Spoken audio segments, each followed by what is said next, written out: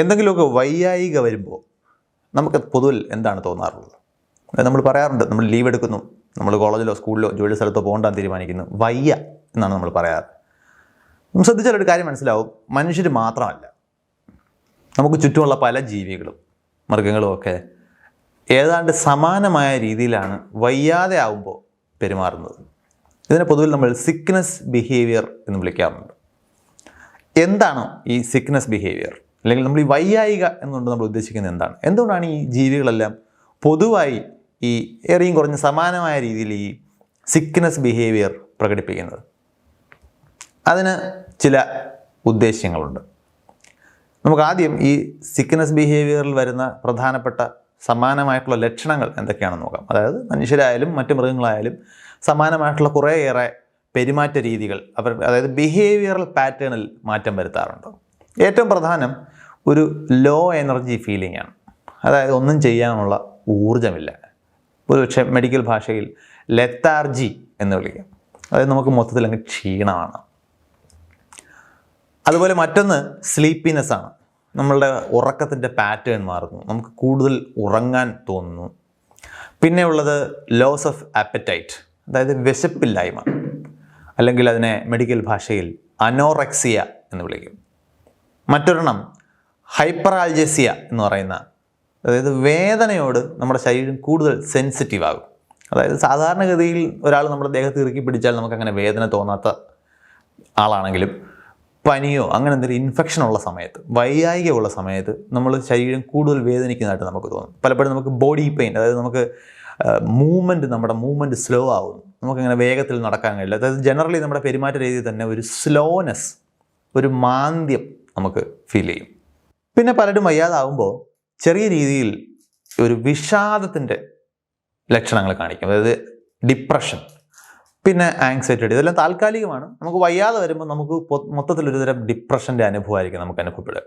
അതിൻ്റെ തുടർച്ച എന്നോണം നമുക്ക് ഈ ഗ്രൂമിങ് ബിഹേവിയർ, അതായത് നമുക്കങ്ങനെ നമ്മുടെ ലുക്കിനെ കുറിച്ചൊന്നും ചിന്തയില്ലാതാകും. മുടി വാഴിപ്പറന്ന് കിടന്നേക്കാം, നമുക്ക് മുഖം അങ്ങനെ ക്ലീനാക്കി വെക്കണമെന്ന് തോന്നുന്നില്ല, നല്ല ഡ്രസ്സ് ഇടണമെന്ന് നമുക്ക് തോന്നില്ല. അതായത് ആരും ആശുപത്രികളിലേക്ക് ഒരു ഡോക്ടറെ കാണാൻ പോകുമ്പോൾ, വയ്യാത്തത് കൊണ്ട് ആശുപത്രിയിലേക്ക് പോകുമ്പോൾ അങ്ങനെ ഒരുങ്ങി ചമഞ്ഞൊന്നും ആകെ പോകാറില്ല. അതായത് നമ്മൾ പുറത്തേക്ക് ഇറങ്ങുമ്പോൾ സാധാരണ ചെയ്യുന്ന തരത്തിലുള്ള ഗ്രൂമിങ് ബിഹേവിയർ ഒന്നും നമ്മൾ കാണിക്കാറില്ല.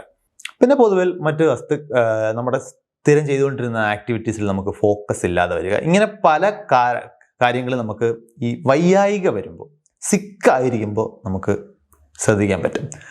ഇത് ഏറെയും കുറഞ്ഞും എല്ലാ ജീവികളിലും കാണാവുന്ന ഒരു പ്രത്യേകതയാണ്, നമുക്ക് കാണാൻ പറ്റും. എന്താണ് ഈ സിക്നെസ് ബിഹേവിയറിനെ മുമ്പോട്ട് നയിക്കുന്നത്? നമ്മൾ നോക്കിയാൽ ഇതിൻ്റെ എല്ലാം പിന്നിൽ പ്രവർത്തിക്കുന്നത് ഏതാണ്ട് മിക്കപ്പോഴും നമ്മുടെ ശരീരം ഊർജത്തിൻ്റെ ഉപയോഗം റീഅറേഞ്ച് ചെയ്യുകയാണ്. നമ്മൾ ഈ പറഞ്ഞ സോഷ്യലൈസേഷൻ, മറ്റുള്ളവരുമായിട്ട് ഇടപെടുന്നത്, അതുപോലെ ആളുകൾ ഗ്രൂമിങ് ബിഹേവിയർ, ഒരുങ്ങുന്നത്, നന്നായി ഈ ഓടിച്ചാടി നടക്കുന്നത്, ഇതെല്ലാം നമ്മുടെ ശരീരത്തിന് ഊർജ്ജം ആവശ്യമുള്ള കാര്യങ്ങളാണ്. അപ്പോൾ നമ്മുടെ ശരീരം വയ്യാതെ വരുമ്പോൾ അടിസ്ഥാനപരമായിട്ട് അവിടെ സംഭവിക്കുന്നത് മിക്കപ്പോഴും ഒരു പരിക്കിനോടോ അല്ലെങ്കിൽ അതിലും സാധാരണമായിട്ടുള്ളത് ഒരു ഇൻഫെക്ഷൻ, അതായത് ഒരു അണുബാധയോടോ നമ്മുടെ ശരീരം പ്രതികരിക്കുമ്പോഴാണ് നമുക്ക് ഈ വയ്യായിക വരുന്നത്. അപ്പോൾ അതിനോടുള്ള പ്രതികരണത്തിന് പ്രയോറിറ്റി കൊടുക്കുകയും ശരീരത്തിൻ്റെ മറ്റ് ഊർജ്ജ ഉപയോഗങ്ങൾ, അതായത് എന്തെങ്കിലും കാര്യത്തിൽ നമ്മൾ ഫോക്കസ് ചെയ്ത് വർക്ക് ചെയ്യുക, ഇങ്ങനെയുള്ള കാര്യങ്ങൾ നമുക്ക് ഊർജ്ജം കൂടുതൽ എടുക്കുന്ന കാര്യങ്ങളാണ്. നമുക്ക് ഓടിച്ചാടി നടക്കുക, എന്തെങ്കിലും കാര്യങ്ങൾ ആക്റ്റീവായിട്ട് നിൽക്കുക, ഇതിനൊക്കെ നമ്മുടെ ശരീരത്തിന് കൂടുതൽ ഊർജ്ജം ആവശ്യമായിട്ട് വരും.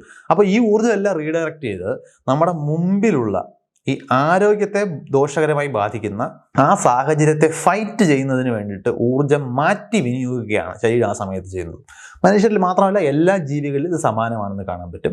വ്യത്യാസങ്ങൾ വരുന്നത് ഏത് തരം ജീവിയാണെന്നുള്ളതും ഏത് തരം ഇൻഫെക്ഷൻ ആണെന്നുള്ളതനുസരിച്ചിട്ടൊക്കെ വ്യത്യാസം വന്നേക്കാം. അപ്പോൾ നമ്മളോട് മനസ്സിലാക്കേണ്ട ഒരു കാര്യം, എന്താണ് ഈ വയ്യാതാവുമ്പോൾ നമുക്ക് ആത്യന്തികമായിട്ട് സംഭവിക്കുന്നത്? നമ്മുടെ ജലദോഷത്തിൻ്റെ ഒരു ഉദാഹരണം വേണമെങ്കിൽ അത് എങ്ങനെ വർക്ക് ചെയ്യുന്നു എന്ന് പറയാനുള്ള എളുപ്പത്തിന് ഉപയോഗിക്കാം. നമുക്ക് എപ്പോഴാണ് ജലദോഷം വരുന്നത്? ജലദോഷം എന്ന് പറയുന്നത് ജലദോഷം എന്ന് പറയുമ്പോൾ നമുക്ക് ഓർമ്മ വരുന്നത് ഒരു തരം മൊത്തത്തിലൊരു വയ്യായികയാണ്. നമുക്ക് മൂക്കൊലിക്കുന്നു, നമുക്ക് തുമ്മൽ വരുന്നു, നമുക്ക് തൊണ്ട അടയുന്നു, തൊണ്ടയിൽ ഈ പരസ്യത്തിലൊക്കെ പറയുന്ന പോലെ കിച്ച് കിച്ച് വരുന്നു, ശബ്ദത്തിൻ്റെ ടോൺ മാറുന്നു, ഇങ്ങനെ പല കാര്യങ്ങളും നമുക്ക് മൊത്തത്തിലൊരു അസ്വസ്ഥതയായിരിക്കും. ഈ അസ്വസ്ഥതയ്ക്ക് കാരണം മിക്കപ്പോഴും നമ്മുടെ ശരീരത്തിൽ പുറത്തു നിന്ന് കയറിപ്പറ്റിയ ഒരു രോഗാണുവിനോട് നമ്മുടെ ശരീരം നടത്തുന്ന പ്രതികരണമാണ്. നമ്മൾ മൂക്കൊലിപ്പ് അല്ലെങ്കിൽ മൂക്ക് അടഞ്ഞു പോകുന്നു എന്ന് പറയുന്നത് ശരിക്കും ആ അണുക്കൾ കയറി ചെയ്യുന്നതല്ല, വൈറസുകളാണ് ആത്യന്തികമായിട്ട് കോമൺ കോൾഡ് എന്ന് പറയുന്ന ജലദോഷം ഉണ്ടാകുന്നത്. പ്രത്യേകിച്ച് റൈനോ വൈറസ് എന്നൊക്കെ പറയുന്ന ഗണത്തിൽപ്പെടുന്ന വൈറസുകളാണ് നമുക്ക് ഈ ജലദോഷം പോലുള്ള കോമൺ കോൾഡ് പോലുള്ള അസുഖങ്ങൾ ഉണ്ടാക്കുന്നത്. അത് പ്രധാനമായിട്ടും ബാധിക്കുന്നത് നമ്മുടെ അപ്പർ റെസ്പിറേറ്ററി ഏരിയ ആണ്. മൂക്കും തൊണ്ടയും ഒക്കെ ഉൾപ്പെടുന്ന സംവിധാനം അല്ലെങ്കിൽ റെസ്പിറേറ്ററി സിസ്റ്റത്തിൻ്റെ മുകൾ ഭാഗം, ആദ്യ ഭാഗങ്ങളിലാണ് ഈ വൈറസിൻ്റെ പ്രഭാവം നമുക്ക് കാണാൻ കഴിയുക. അതുകൊണ്ടാണ് നമുക്ക് മൂക്കടപ്പ്, മൂക്കൊലിപ്പ്, തൊണ്ടവേദന, ശ്വാസം എടുക്കാനുള്ള ബുദ്ധിമുട്ട്, ഇങ്ങനെയുള്ള പല പ്രശ്നങ്ങളും അവിടെ ഉണ്ടാകും. അടിസ്ഥാനപരമായിട്ട് ഇതൊക്കെ ഉണ്ടാക്കുന്നത് നമ്മുടെ ശരീരം തന്നെയാണ്. അതായത് നമ്മുടെ ഒരു മുറിവിലൂടെയോ അല്ലെങ്കിൽ നമ്മുടെ ശ്വാസ പ്രക്രിയയുടെ ഭാഗമായിട്ടോ ഒക്കെ ഈ അണു നമ്മുടെ ശരീരത്തിലേക്ക് കയറുമെന്ന് വിചാരിക്കുക. അതിന് ഏറ്റവും ഇഷ്ടമുള്ള ഏരിയ നമ്മുടെ ഈ അപ്പർ റെസ്പിറേറ്ററി ഏരിയ ആണ്. അത് നമ്മുടെ ശരീരത്തിലെ കോശങ്ങളെ, സെല്ലുകളെ അതിൻ്റെ ഹോസ്റ്റാക്കി മാറ്റിക്കൊണ്ട് ഈ വൈറസുകൾ സ്വയം പെറ്റുപെരുകാൻ ശ്രമിക്കും. അതായത് വൈറസുകളുടെ പ്രത്യേകത അവ മറ്റൊരു കോശത്തിൽ കയറുന്നത് വരെ ജീവനില്ലാത്ത പോലെയാണ് പെരുമാറുക. നമ്മുടെ ശരീരത്തിലേക്ക് കയറി പറ്റുന്നു. നമ്മുടെ ശരീരത്തിലെ കോശങ്ങളെ, പ്രത്യേകിച്ച് ഈ നമ്മുടെ ശ്വാസ സംവിധാനമായിട്ട് ബന്ധപ്പെട്ട കോശങ്ങളിലേക്ക് കയറി കഴിഞ്ഞിട്ട് അവിടെ ഇവർ സ്വന്തം കോപ്പി ഉണ്ടാക്കാനാണ് ഈ വൈറസ് ശ്രമിച്ചുകൊണ്ടിരിക്കുക. അത് തീർച്ചയായിട്ടും നമുക്ക് ദോഷകരമാണ്. നമ്മുടെ കോശത്തെ മറ്റു ജീവികൾക്ക് ഒരു പാരസൈറ്റ് പോലെ അല്ലെങ്കിൽ അതിനെ ഇൻഫെക്റ്റ് ചെയ്യാനുള്ള അവസരം ഉണ്ടാക്കാൻ പാടില്ല.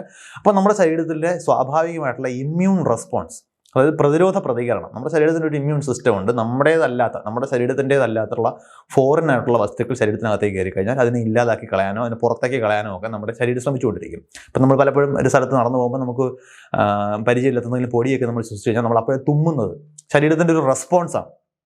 അതായത് അതിനെ തുമ്മുമ്പോൾ നമ്മൾ അതിശക്തമായിട്ട് ഈ വായുവിനെ പുറത്തേക്ക് തള്ളുമ്പോൾ അകത്തേക്ക് കയറിയ ഫോറിൻ ഒബ്ജക്റ്റ് പെട്ടെന്ന് പുറത്തേക്ക് പോവുകയാണ് ചെയ്യുന്നത്. നമുക്ക് പലപ്പോഴും തുമ്മൽ, ചുമ ഒക്കെ ഉണ്ടാകുന്നത് ഇങ്ങനെ ഇമ്മീഡിയറ്റ് ആയിട്ട് ഈ ചില വസ്തുക്കളെ പുറത്തേക്ക് കളയാൻ വേണ്ടി, ഫോറിൻ അല്ലെങ്കിൽ ഡേഞ്ചറസ് ആണ് അല്ലെങ്കിൽ നമുക്ക് ദോഷം ചെയ്യാൻ സാധ്യതയുള്ളതെന്ന് ശരീരം സെൻസ് ചെയ്യുന്ന കാര്യങ്ങൾ പുറത്തേക്ക് കളയാനുള്ള ഒരു റിഫ്ലക്സ് റെസ്പോൺസ് ആണ് ആ സമയത്ത്.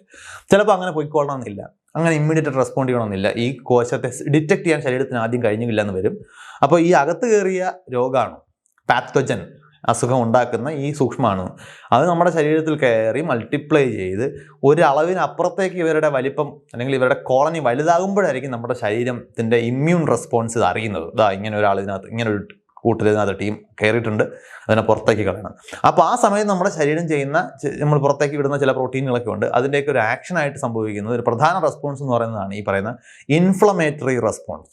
അതായത് അവിടത്തേക്കുള്ള രക്തഓട്ടത്തിൻ്റെ നിരക്ക് കൂട്ടുക, അവിടേക്ക് രക്തം കൊണ്ടുപോകുന്ന രക്തക്കുഴലുകൾ വലുതാക്കി കൂടുതൽ രക്തം അങ്ങോട്ടേക്ക് എത്തിക്കുക, ഈ ഇമ്മ്യൂൺ സിസ്റ്റത്തിൻ്റെ പ്രതിരോധ വ്യവസ്ഥയുടെ ഭാഗമായിട്ടുള്ള കോശങ്ങളെ കൂടുതൽ അവിടേക്ക് എത്തിക്കുക, ഇവരെ പുറത്തേക്ക് ഇറക്കാനുള്ള. അപ്പോൾ ഈ നമ്മുടെ ശരീരം കൂടുതൽ മ്യൂക്കസ് എന്ന് പറയുന്ന ഈ മൂക്കള അത് പുറത്തേക്ക് ഇടുന്നത് എന്തുകൊണ്ടാണ്? ഇത് പുറത്തേക്ക് ഒലിക്കുന്നത് വഴി ഈ അണുക്കൾ ഇതിനകത്തേക്ക് കയറ്റി പുറത്തേക്ക് ഒഴുക്കി കളയാനാണ് ഇത് ശ്രമിക്കുന്നത്. അപ്പോൾ ഇത് കൂടുതലുണ്ടാകുമ്പോൾ പ്രശ്നം, ഇത് പുറത്തേക്ക് ഒഴുകി പോകാതെ അവിടെ തന്നെ അടിഞ്ഞിരിക്കുകയും അകത്തേക്ക് സ്വാഭാവികമായിട്ട് പോയിക്കൊണ്ടിരിക്കുന്ന എയർ സർക്കുലേഷൻ, ആ എയർ അകത്തേക്ക് കയറുന്ന പ്രക്രിയയെ അത് തടയാൻ ശ്രമിക്കുകയും ചെയ്യും. അങ്ങനെയാണ് നമ്മുടെ മൂക്ക് അടഞ്ഞു പോകുന്നത്. പിന്നെ നമ്മൾ ഇരിക്കുകയാണെന്നുണ്ടെങ്കിൽ സ്വാഭാവികമായിട്ട് ഇത് പരസ്പരം കണക്റ്റഡ് ആയിട്ടുള്ളൊരു സംവിധാനമാണ്. ഇതേ മ്യൂക്കസ് എന്ന് പറയുന്നത് താഴേക്ക് ഒഴുകാൻ തുടങ്ങും. അത് നമ്മളുടെ തൊണ്ടയിലേക്ക് ചെല്ലും. തൊണ്ടയിൽ അത് ചെറിയ ഡിസ്റ്റർബൻസ് ഉണ്ടാക്കും. നമ്മുടെ വോക്കൽ കോഡ്സ്, നമ്മുടെ ശബ്ദം ഉണ്ടാക്കാനും സംസാരിക്കാനൊക്കെ നമ്മൾ ഉപയോഗിക്കുന്ന ഈ വോക്കൽ കോഡ്സിലേക്ക് ഈ മ്യൂക്കസ് ചെല്ലും. വോക്കൽ കോഡ്സിൻ്റെ വൈബ്രേഷനെ അത് ബാധിക്കും. അങ്ങനെ നമ്മുടെ ഒച്ച അടയും. നമുക്ക് അവിടെയും തൊണ്ടയിൽ കരകരപ്പ് ഫീൽ ചെയ്യും. കാരണം അവിടെയും ഈ അണുക്കൾ ചിലപ്പോൾ കോളനൈസ് ചെയ്തിട്ടുണ്ടാകും. അവിടെയും ഇമ്മ്യൂൺ റെസ്പോൺസും ഈ ഇൻഫ്ലമേറ്ററി റെസ്പോൺസും ഒക്കെ ഉണ്ടാകും. ശരീരത്തിൽ നിന്നും ഈ അണുക്കളെ എങ്ങനെ പുറത്താക്കാം, അതിന് വേണ്ടിയിട്ട് നമ്മുടെ ശരീരം കാണിക്കുന്ന പരാക്രമങ്ങളാണ് പലപ്പോഴും നമുക്ക് ഈ അസുഖത്തിൻ്റെ കൂടെ ഉണ്ടാകുന്ന ഡിസ്കംഫർട്ട് ഉണ്ടാക്കുക. അപ്പോൾ ആ സമയത്ത് ശരീരത്തിൻ്റെ പ്രയോറിറ്റി എന്ന് പറയുന്നത് ഈ ഇൻഫെക്ഷനെ എങ്ങനെ തുരത്താം എന്നുള്ളതാണ്. അപ്പോൾ ശരീരം അതിൻ്റെ ഊർജ്ജം അതിലേക്ക് മാറ്റിവെക്കും. നമ്മൾ ശ്രദ്ധിച്ചു കഴിഞ്ഞാൽ പലപ്പോഴും ശരീരത്തിന് ചൂട് കയറ്റുക എന്ന് പറയുന്നത് അണുക്കളെ പുറത്തേക്ക് നല്ലുള്ള മാർഗമായിട്ടാണ്. മിക്ക അണുക്കൾക്കും താപനില കുറഞ്ഞ സാഹചര്യങ്ങളാണ് കൂടുതൽ അനുകൂലം. അപ്പോൾ അതുകൊണ്ട് ശരീരത്തിൻ്റെ താപനില ഉയർത്തിക്കൊണ്ട് നമ്മുടെ ശരീരത്തിൻ്റെ താപനിലയെ സ്റ്റഡി ആയിട്ട് നിർത്താൻ നമ്മുടെ ശരീരത്തിനകത്തൊരു സംവിധാനമുണ്ട്. എല്ലാ ജീവികൾക്കും, പ്രത്യേകിച്ച് നമ്മുടെ ഇതുപോലുള്ള വാം ബ്ലഡ് ആയിട്ടുള്ള ജീവികളിൽ നമ്മൾ ഹോമിയോസ്റ്റാസിസ് എന്ന് പറയുന്ന കാര്യം കുറച്ചുകൂടി താപനിലയെ കൃത്യമായിട്ട് മെയിൻറ്റെയിൻ ചെയ്യാൻ നമുക്ക് സാധിക്കും. അതായത് തെർമോ റെഗുലേഷൻ എന്ന് വിളിക്കും. താപനില എപ്പോഴും നമ്മുടെ ശരീരത്തിൻ്റെ, നമ്മളെല്ലാവരും സ്കൂളിൽ പഠിക്കുന്നതാണ്, 37 ഡിഗ്രി സെൽഷ്യസ് ആണ് മനുഷ്യ ശരീരത്തിൻ്റെ താപനില. ആ താപനില അതേപടി നിലനിർത്തേണ്ട ആവശ്യം നമ്മുടെ ശരീരത്തിൻ്റെ സ്വാഭാവിക പ്രവർത്തനങ്ങൾക്കുണ്ട്. അപ്പോൾ ചില സമയത്ത് ഈ അണുക്കളെ ഫൈറ്റ് ചെയ്യുന്നതാണ് കൂടുതൽ ഇമ്പോർട്ടൻ്റ് തോന്നുമ്പോൾ ശരീരം കണ്ടുവച്ചേക്കുന്ന ഒരു മെക്കാനിസം എന്ന് പറഞ്ഞാൽ ഈ ടെമ്പറേച്ചറിൻ്റെ സെറ്റ് പോയിന്റ് ഉയർത്തുക എന്നുള്ളതാണ്. അപ്പോൾ ശരീരം കൂടുതൽ ഹീറ്റ് ഉണ്ടാക്കി ബോഡി ടെമ്പറേച്ചർ ഉയർത്താൻ ശ്രമിക്കും. ബോഡി ടെമ്പറേച്ചർ ഉയർത്താൻ ശ്രമിക്കുമ്പോൾ മറ്റ് പല കാര്യങ്ങളിലും മാറ്റം ഉണ്ടാകും. ഉദാഹരണത്തിന് നമ്മുടെ ശരീരത്തിൽ നിന്ന് ജലനഷ്ടം കൂടാൻ തുടങ്ങും. കൂടുതൽ വെള്ളം വേപ്പറൈസ് ആയി പോയിക്കൊണ്ടിരിക്കും. നമുക്ക് ശരീരത്തിന് ആവശ്യമായിട്ടുള്ള വെള്ളം കൂടുതൽ പുറത്തേക്ക് പോകുമ്പോൾ സ്വാഭാവികമായിട്ട് ആ ബാലൻസിനെ ബാധിക്കും. പലപ്പോഴും ഡോക്ടർമാരുടെയൊക്കെ ഉപദേശം ശ്രദ്ധിച്ചു കഴിഞ്ഞാൽ പനി വരുമ്പോൾ അവർ കൂടുതൽ വെള്ളം കുടിക്കാൻ പറയും. എന്തുകൊണ്ടെന്ന് പറഞ്ഞാൽ ശരീരത്തിൽ നിങ്ങളുടെ താപനില ഉയർത്തി ഈ അണുക്കളെ പുറത്തേക്ക് കളയാനും അണുക്കളുടെ പെരുകുന്നതിനെ തടയാനുമാണ് ശരീരം ശ്രമിക്കുന്നത്. ആ സമയത്ത് അതിൻ്റെ ഒരു അനന്തരഫലം എന്ന പോലെ നിങ്ങളുടെ ശരീരത്തിൽ നിന്ന് കൂടുതൽ വെള്ളം നഷ്ടപ്പെടും. അപ്പോൾ സ്വാഭാവികമായിട്ടും നിങ്ങൾ കൂടുതൽ വെള്ളം കുടിച്ചുകൊണ്ട് ഇത് കോമ്പൻസേറ്റ് ചെയ്യേണ്ടി വരും.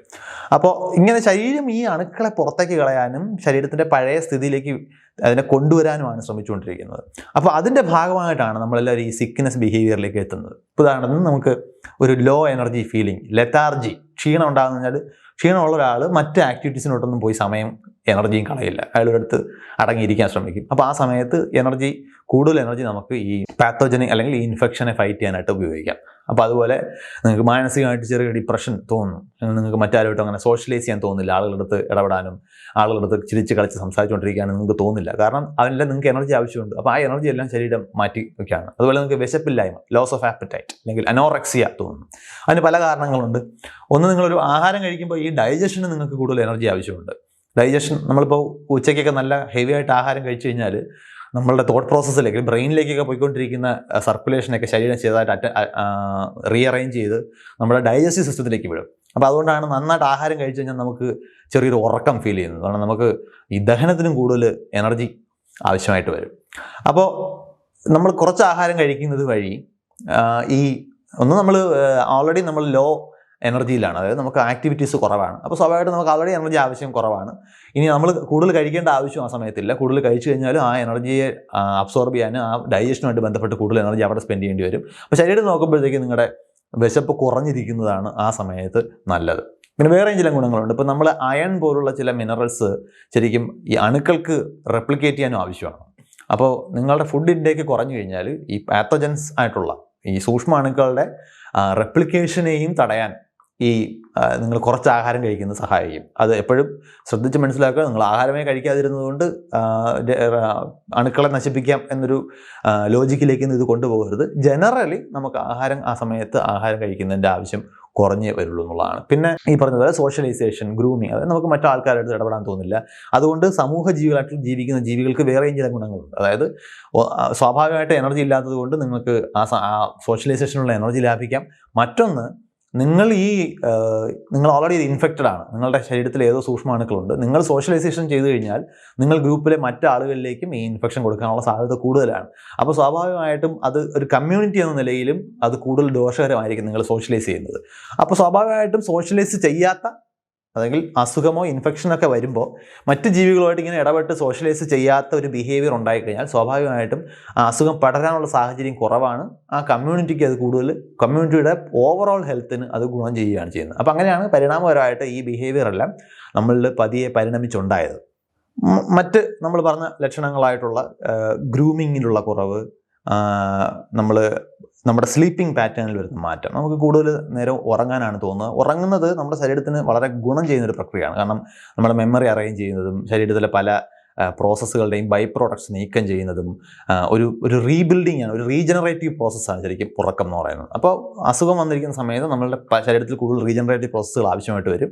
അപ്പോൾ നമ്മൾ സ്വാഭാവികമായിട്ടും കൂടുതൽ ഉറങ്ങും.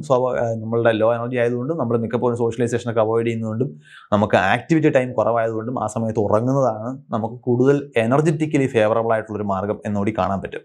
അപ്പോൾ ഈ പറഞ്ഞു വരുന്നത്, ഇതിനകത്ത് ഡിപ്രസീവ് ആയിട്ട് തോന്നുന്നത്, ചെറിയ മൈൽഡ് ആങ്സൈറ്റി തോന്നുന്നത് ഒക്കെ ഈ സിക്നെസ് ബിഹേവിയർ എന്ന് പൊതുവിൽ വിളിക്കുന്ന മനുഷ്യരുൾപ്പെടെ എല്ലാ ജീവികളിലും, പ്രത്യേകിച്ച് വലിയ ജീവികൾ, ഭൂരിഭാഗം ജീവികളിലും സ്ഥിരമായിട്ട് കാണും. നമ്മുടെ ചുറ്റും നമ്മൾ വളർത്തുന്ന ജീവികളെയൊക്കെ നോക്കിയാലും മതി, നമ്മുടെ വളർത്തുമൃഗങ്ങളോ പക്ഷികളൊക്കെ നോക്കിക്കഴിഞ്ഞാൽ അവർക്കും എന്തെങ്കിലും അസുഖമൊക്കെ വരുന്ന സമയത്ത് അവരിതുപോലെ ഒരു ലോ എനർജി സ്റ്റേറ്റിൽ എവിടെയെങ്കിലും ചുരുണ്ടുകൂടി പരമാവധി ഒരുതരം ഡിപ്രഷൻ അടിച്ച പോലെ ഇങ്ങനെ കിടക്കുന്ന നമുക്ക് കാണാൻ പറ്റും. അപ്പോൾ ഇത് ഒരുപക്ഷെ നമ്മളെല്ലാവരും ഈ അവസ്ഥകളിൽ കൂടെ ഇടയ്ക്കിടെ കടന്നു പോകുന്നവരായിരിക്കും. നമുക്കെല്ലാം പലതരത്തിലുള്ള എന്തെങ്കിലും അസുഖങ്ങളൊക്കെ വരുന്നുണ്ടാകും. ആ സമയത്ത് നമ്മൾ പരിണാമപരമായിട്ട് ഇവോൾവ് ചെയ്തെടുത്തിച്ച ഈ ഒരു സിക്നെസ് ബിഹേവിയർ നമ്മൾ മാത്രമല്ല മറ്റ് ജീവികളും കോമൺ ആയിട്ട് പ്രകടിപ്പിക്കാറുണ്ടെന്നും അതുകൊണ്ട് തന്നെ എങ്ങനെ ഈ ജീവികൾ നമ്മൾ ഒരുപോലെ എന്തെങ്കിലുമൊക്കെ ചില കണക്ഷൻസ് ഷെയർ ചെയ്യുന്നുണ്ടെന്ന് മനസ്സിലാക്കാനാണ് നമ്മൾ സിക്നെസ് ബിഹേവിയറിനെ കുറിച്ച് സംസാരിച്ചത്. മറ്റൊരു വിഷയമായിട്ട് നമുക്ക് പിന്നെയും കാണാം. ബൈ.